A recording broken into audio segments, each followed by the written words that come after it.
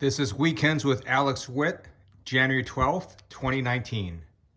Or unwittingly worked on behalf of Russia. Joining me now, Representative Ted Lieu, Democrat from California. He is set to remain a member of the Judiciary and Foreign Committees. And it's always good to talk to you. Let's get right into this here, because is the report evidence of wrongdoing on the president's part? I mean, does this further fuel your plans to investigate the president? Thank you, Alex, for your question. The American people should never have to wonder if the President of the United States is a Russian asset. But unfortunately, because of the inexplicable behavior and statements by Donald Trump on Russia, many Americans and the FBI are asking that question. We know Donald Trump changed the GOP campaign platform to be pro-Russian instead of pro-Ukraine. We know Donald Trump refused to sanction Russia for election interference until Congress forced him to. We know Donald Trump kowtowed before Putin at Helsinki. That's why it's so important to continue to maintain the independence of special counsel's investigation, and that's what House Democrats are going to do.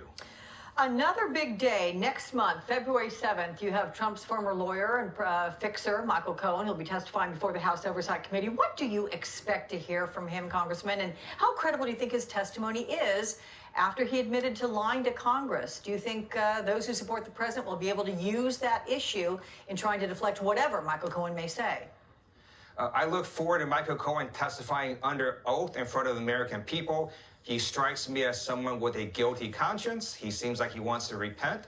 I think Congress should give him every opportunity to do so. So in addition to all the investigations issues surrounding whether Donald Trump colluded with Russia, there's a separate set of issues regarding whether Donald Trump violated federal campaign finance laws.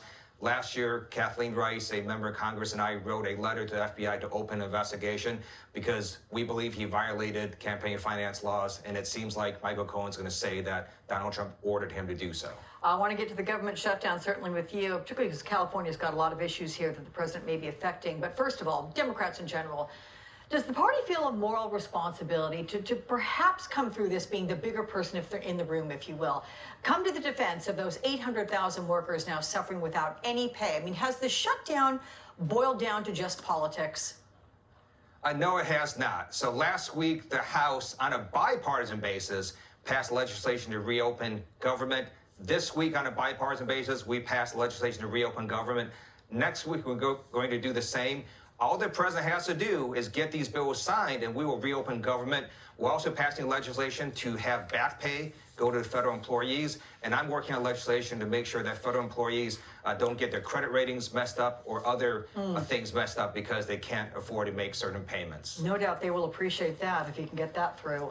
Okay, California is our home state. I'm going to say a couple of names here which are pretty frightening. Tubbs Fire, 2017. Thomas Fire, 2017. Camp Fire, 2018. Woolsey Fire, 2018.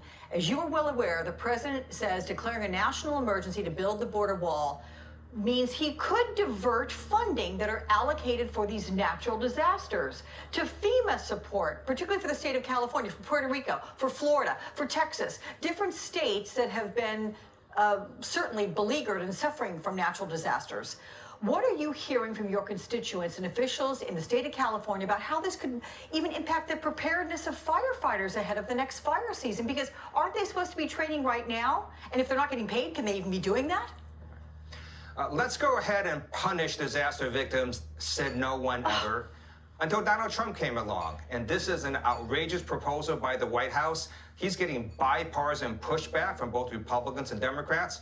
I've toured shelters in my district from folks who were affected by the Woolsey fire. Some of them lost everything. There's over 50,000 displaced Californians. And for Donald Trump to now try to take away disaster funding is an outrageous proposal. It continues to show that he is unfit to be president of the United States. I always appreciate your insights and comments. Representative Ted Lieu, thank you so much for joining me on this Saturday.